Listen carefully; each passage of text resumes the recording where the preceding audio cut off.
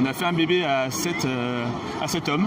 C'est peu commun, vous dépassez toutes les prédictions en matière de GPA, PMA et que sais-je encore. 14 testicules, ça se passe bien.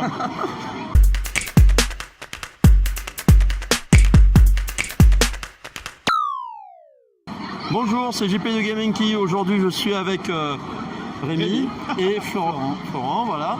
Alors, vous êtes deux des auteurs, vous êtes 7, je crois, à avoir commis cette chose qui s'appelle ce délit. Voilà. Alors, quel est le nom de ce délit? Donc, ça s'appelle TTMC, ce qui veut dire tu te mets combien.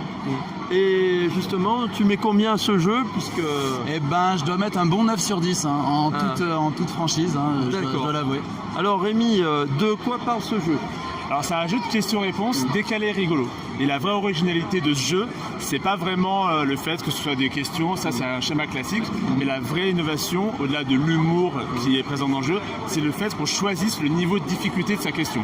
Si je prends un exemple, on a plusieurs types de cartes. Je prends une carte avec des sujets improbables, et là on a « tu te mets combien en cure-dent » Donc je vais demander à Florent, tu te mets combien en cure-dent? Sur la carte, j'ai 10 questions. Il devra choisir son niveau de difficulté, 1 étant vraiment très facile, plutôt une blague, des choses très abordables, et 10 quasiment impossible. Donc Florent, tu te mets combien en cure-dent? Eh ben, cure-dent, on va partir sur un 4 sur 10. C'est une bonne note d'hédoniste, ça. Donc Florent, quelle est la taille standard d'un cure-dent à 1 cm près? Alors en tant qu'épicurien, j'ai envie de dire 4 cm. J'ai bien évidemment la réponse, c'est entre 5 et 6 cm, mais vu que c'était à 1 cm près, ça se passe très bien pour toi. D'accord. Et donc l'innovation aussi, c'est qu'on avancera plus de 4 cas sur le plateau, parce que Florent a répondu correctement à la question 4. D'accord, c'est tout simple. C'est tout le mécanisme. Un exemple a suffi pour expliquer le jeu, vous êtes trop fort. C'est superbe. Je ne sais pas quoi dire d'autre. Alors vous avez formé une société qui s'appelle Les Éditions de Base. D'accord. Et vous êtes combien dans cette société? Alors en tout on est 7, donc amis du collège et du lycée. Et donc voilà, on est tous plus ou moins investis selon le temps libre qu'on a. Mais en tout on est 7 potes d'enfance. D'accord. Il faut savoir qu'on a tous un métier à côté en fait. Il y a un gendarme, un pâtissier, des comptables. Moi je travaille dans l'événementiel, on a un qui était dans les ressources humaines. C'est vraiment devenu en fait au début un passe-temps de faire ce projet ensemble, mais c'est aussi devenu en fait un peu une passion, c'est devenu un peu notre bébé en fait qu'on a en commun. Alors ça c'est votre premier jeu, c'est ça? Tout à fait, ouais. Et vous avez déjà été édité par Pixie Games, qui est pas mal quand même, c'est plutôt un gage de, on va dire, de qualité. En tout cas on espère, en fait on a été auto-édité pendant 2 ans, donc depuis on va dire octobre 2016 jusqu'à cet été. Et en fait c'est notre président qui a joué à notre jeu dans un bar à jeux à Paris.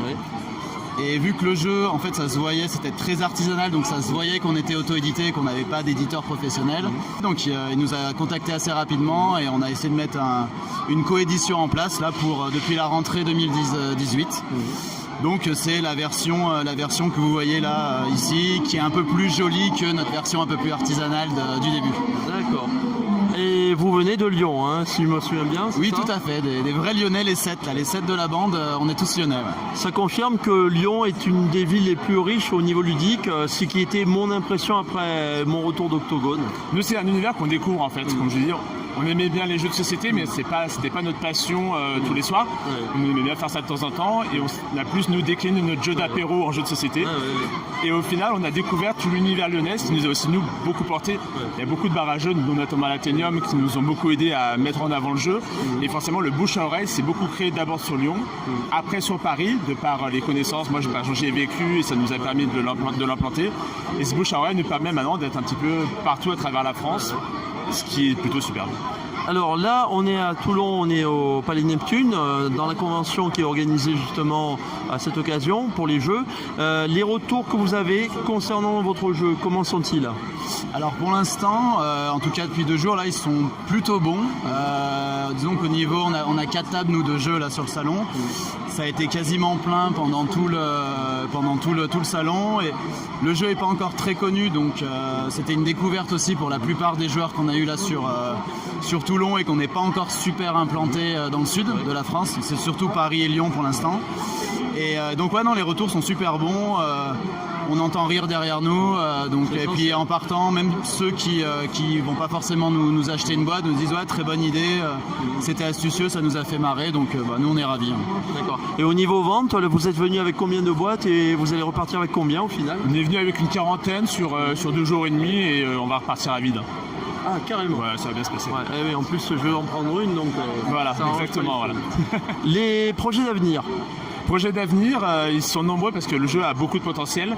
Là, on est sur la réédition, qui est une première édition assez massive. On pense en fait que cette réédition sera en rupture de stock assez rapidement, vu le succès qu'on rencontre pour l'instant. Donc, ça va être une nouvelle réédition de ce jeu. Et on travaille déjà aussi sur une extension, donc qui est déjà prête sur le coup et qui devrait sortir en début d'année prochaine. D'accord. Et en ce qui concerne les perspectives pour la société, vous allez toujours rester pote à 7, le succès aidant? Oui, pour l'instant oui. Après, vu que on est des potes quand même depuis vraiment pas mal d'années.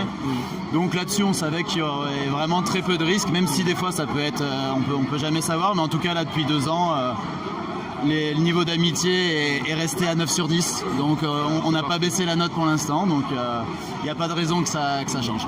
D'accord. Ben, merci à tous les deux et puis bon vent à votre jeu. Je me fais pas trop de soucis. Merci beaucoup. Merci beaucoup.